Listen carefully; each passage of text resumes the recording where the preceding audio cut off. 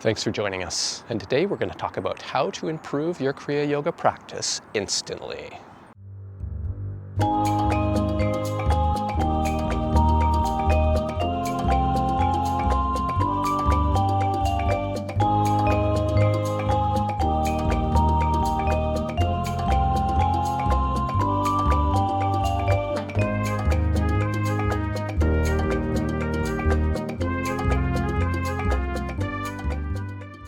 So Kriya Yoga can be a fairly technical practice.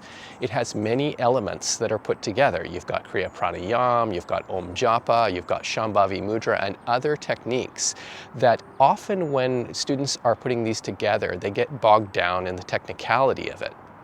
And certainly it takes some time to learn Kriya Yoga, so you've got to take your time doing that and not to try and force it. And students in Kriya Yoga are often acting very diligently to try and master the techniques. So often in the beginning stages of a practice in Kriya Yoga, students will be experiencing sort of a clunky stage, right? They're not sure exactly what to do. They have an idea about the technique and they're working their way through it. But they keep on applying the technique, and eventually they start to fine-tune their practice, right? Often what happens in Kriya Yoga is when the student is learning the practice, they develop the iron willpower, right? Because Kriya Yoga is very involved. You're stacking techniques on top of each other to get a very powerful Kriya Yoga internalization, a pratyahara technique, right? But what can often happen with Kriya Yoga students is they become very serious, right? They're very dedicated, right? They're plowing through the practices. But then it can often become about the Kriya Yoga student doing a particular routine. So the number of Kriyas, right? Very, important to a lot of Kriya Yoga students. What is your daily maximum for Kriya? So some Kriya schools are like, you do this number of Kriya every day, twice a day, whatever, 3 times a day. And then really it becomes about the routine of it rather than what you're trying to get in Kriya Yoga. So in Kriya Yoga, the first and foremost thing that you're trying to get is pratyahara, which is internalization, right? This is the beginning of meditation. Consciousness withdraws from the external and starts to go within. But if you have too much tension in your practice, that is going to sabotage your efforts to go internal. And the same thing applies once you get into higher levels of meditation. In Kriya Yoga, you need to learn to relax. Now, we know that Kriya Yoga stimulates the parasympathetic nervous system, right? It induces the freeze response, what we call pratyahara in yoga, right? And it starts to bring us within. Well, if we are counteracting that by using our willpower to try and force our way through Kriya practices, we're stimulating the sympathetic nervous system, which will bring us out of pratyahara, out of the freeze response, and out of meditation. So you may be sabotaging your efforts in Kriya Yoga if you're using that very stringent willpower, right? The one that you needed to, when you were learning the practice, you needed to find your way because you're constantly all over the place in the practice, trying to find and fine-tune your way through it, right? And then once you get the techniques, you back off from using your willpower. And this can be applied in many things, like the breathing, for instance, right? Often people's breathing is too laborious. Now in Kriya Yoga, you're doing this really elongated breath, right? It brings you below the 7 breaths per minute threshold, which can get you into heart rate variability, get you into the freeze response pratyahara, and bring you internal. But often people will be using too much tension, so it stimulates their sympathetic nervous system, and they don't get the freeze response. So if you're having challenges getting into pratyahara, that may be one reason why. Now, the other thing in Kriya Yoga that may be happening is that you may be creating an internal resistance to the free flow of prana, of the life force within you. And when you apply your willpower in a blind fashion within, right, without being aware of what is inside your energetic architecture, right, within the subtle bodies within, you will get internal resistance to the flow of the prana or life force, right? So it's kind of like if you walk into a room and there are a bunch of people there and you just start interrogating them, they are going to resist interacting with you, right? Because they're like, what the hell? Who is this guy, right? So in the same way, when you go internal and you start trying to force your way through, right, in Kriya Yoga, to force your way through with your willpower, I must do 108 Kriya, I must do, this pranayam, I must, and then trying to force your way through, you're going to ignore the inner state that you have inside. And there are a bunch of things inside, the way the prana is, right, the life force is, there are a bunch of things that are unresolved inside, right, which in a way you need to connect with, right, before there will be a consent to move the life force around, right? You're going to get inner resistance. And so this is something that is not often talked about in Kriya Yoga, but when you go into absorption, true meditation, which we call dhyana, right? What happens is that you need to let go and you have this conscious expansion, right? So there can be kind of two tiers of practitioners in Kriya Yoga. One is the people who are very willpower driven and they're doing many Kriya, so on, so on. I used to be like that, exactly. 108 Kriya or more, right?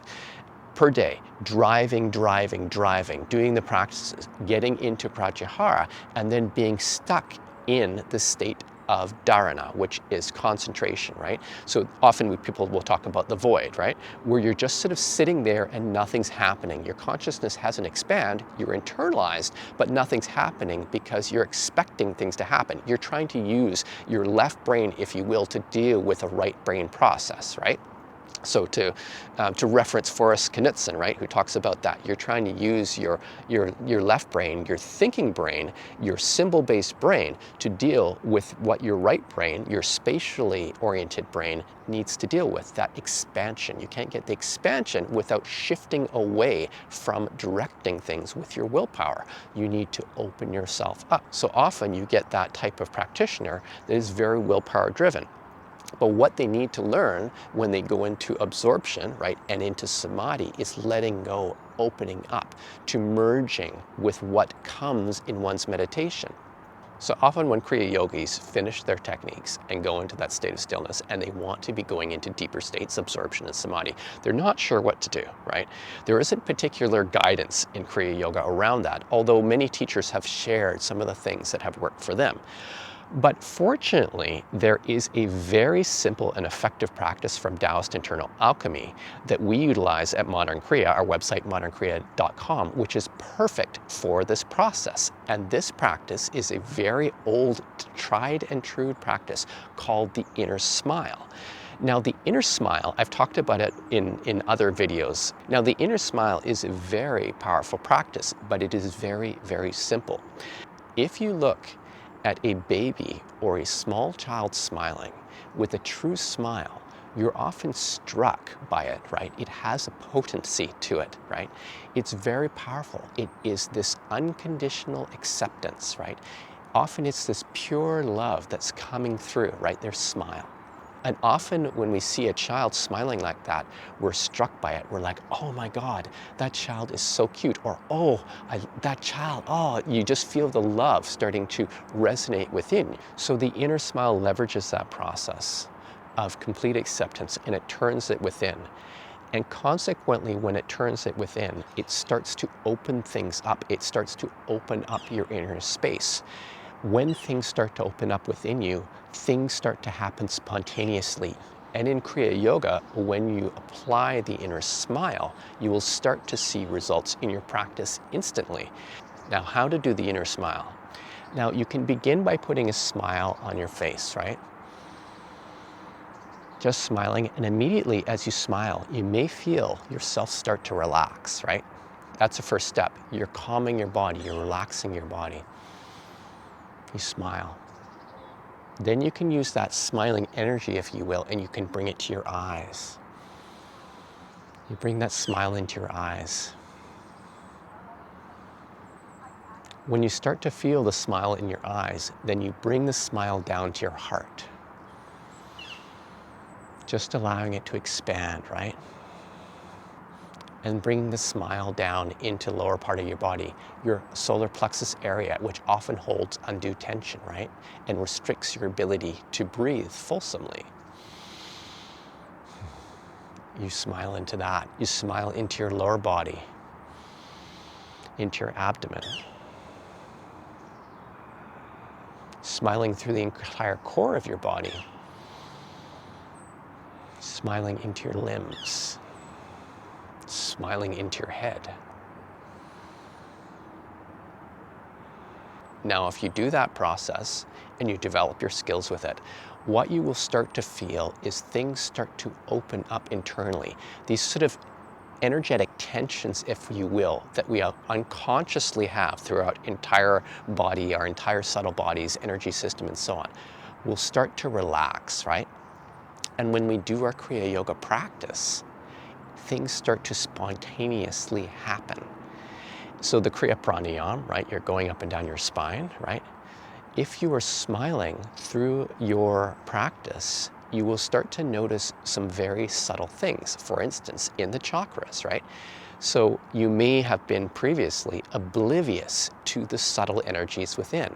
But if you apply the inner smile to your Kriya Yoga practice, things start to open up all along the way. And this is very, very powerful. This is one of the missing ingredients in Kriya Yoga. Now, some people who are very successful in Kriya Yoga, right, who get into states of absorption and samadhi, they have unconsciously done this. But if you learn the practice of the inner smile, which comes from Taoist internal alchemy, you can use it right now. It doesn't require time to apply. All you need to do is develop your ability, right? You feel your way through developing the skill of the inner smile first, just as I've described.